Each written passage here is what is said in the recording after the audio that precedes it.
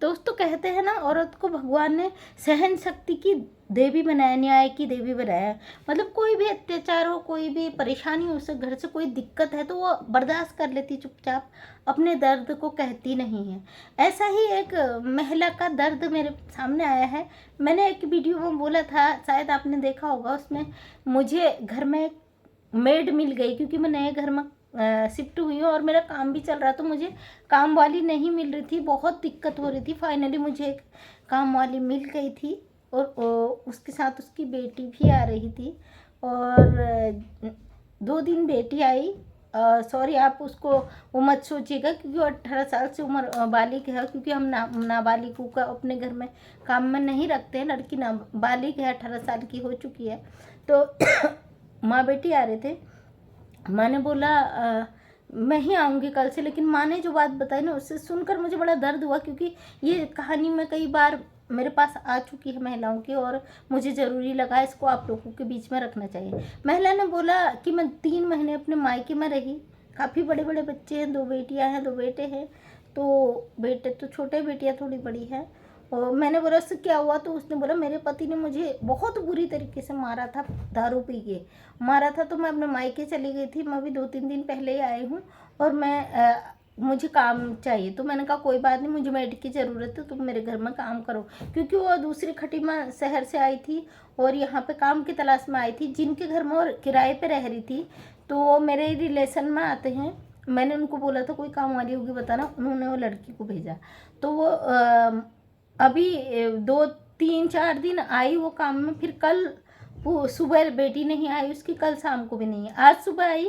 तो मैंने उससे पूछा क्या कारण है, तुमने 2 दिन छुट्टी करी और मुझे बताया भी नहीं, क्योंकि मैंने नंबर भी दिया था, तुमने फ़ोन नहीं बताया करा मुझे। तो उसने बोला मेरी माँ गायब हो गई थी और मेरी मम्मी नहीं मिल रही थी, इस वजह से मैं नहीं आ पाई। मैंने कहा ऐसा क्या कारण होगी कि तुम्हारी मम्मी गायब हो गई और तुमने बताया भी नहीं। उसने बोला मेरी माँ वहाँ गई थी माइक में, उसके दादाजी एक्सपायर हुए थे, क्योंकि उसने पहले बोला था मेरे दादाजी एक्सपायर हुए, 1 दिन पहले बीच में नहीं आई थी वो। तो कोई बात नहीं। तो उनने बोला कि मेरी माँ जब आ रही थी तो बस में, 20 भरी बस में पीटते हुआ मेरे बाप उसको मतलब वहाँ से खटीमा से यहाँ तक मारते हुए लाया। तो मुझे बड़ा दुख हुआ। मैंने कहा बताओ, एक औरत को आदमी यहाँ से खटीमा आपके होगा 100 किलोमीटर समथिंग तो होगा ही, 100 नहीं भी होगा, 70-75 किलोमीटर की दूरी पे पड़ता है। और बस वो भी गाड़ी जो प्राइवेट बस होती है या रोडवेज में आया होगा, जिसमें भी आया होगा, तो उसमें पब्लिक होती है। तो उस बंदे की इतनी हिम्मत, औरत को मारते हुए यहाँ तक लाया।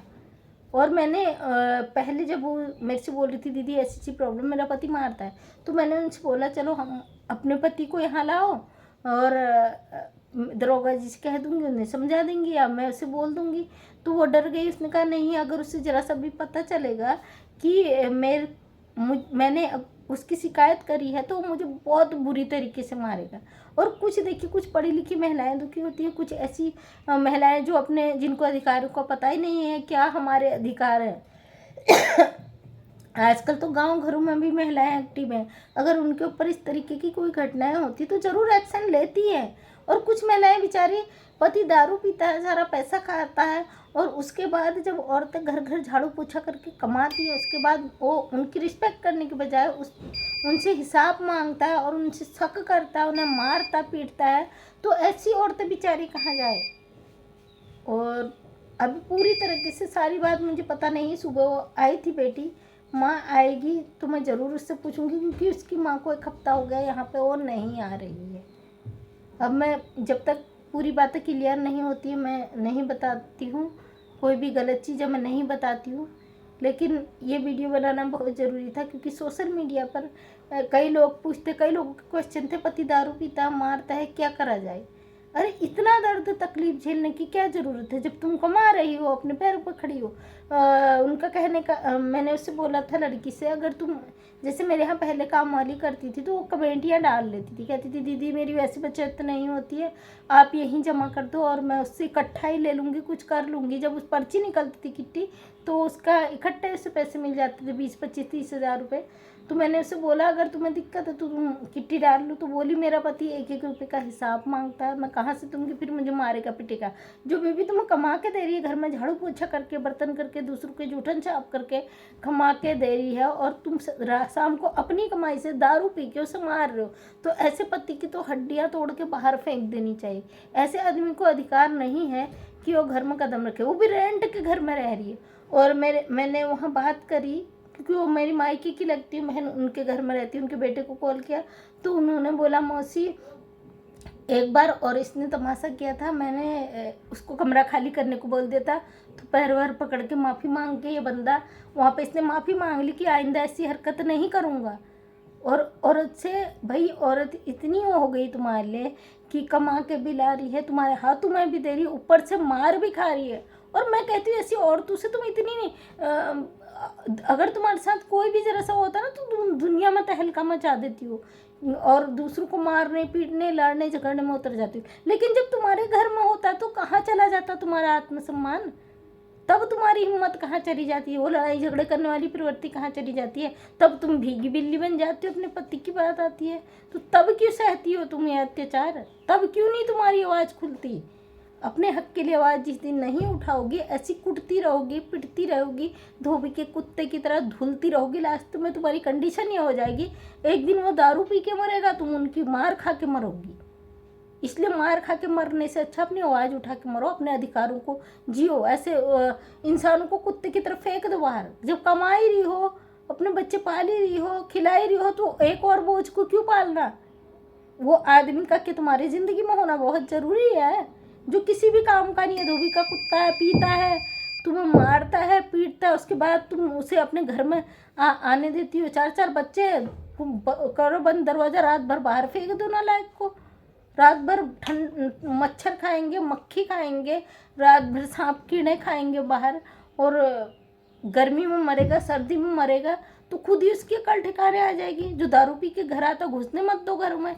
कई औरतें ऐसे कहती कि शाम को दारू पी के आता, मारता है, तो बड़ा दुख होता है यार।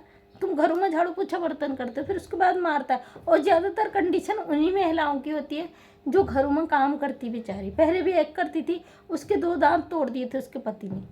वो तो सुधर गया था क्योंकि उसे फिर लगवाए थे 2-4 डंडे, तो वो आ गया था अपनी जगह पे। शहर का मैटर था, वहाँ भाजपुर शहर में थे उस समय। वो बेचारी के 2 दांत तोड़ दिए थे, जब उसको पति को 2-4 डंडे लगे तो आ गया था औकात में। अब ये गांव का माहौल है। अब महिलाएं इतनी डरती हैं कि दारू पी के मारता है। भैया दारू पिए में तो इंसान को खुद का होश नहीं रहता है, वो उसका नशा बोलता है, और जब नशा उतर जाता है वो असली औकात में आ जाता है, सुबह माफ़ी मांग लेता है, तो तुम पिघल जाती हो। तो क्यों पिघलती हो भाई, सब कुछ के झेलने का ठेका तुम्ही ने ले रखा है। वो बच्चे पैदा तुमने अकेले करे हैं, उनको पालने का हक तुम्हारा अकेले का है। हाथ पैर बांध के डाल दो उसे कमरे में, मुंह मट चिपका दो टेप। 2-4 दिन यही करोगी तो आ जाएगी अकल ठिकाने, दारू पीना भूल जाएगा।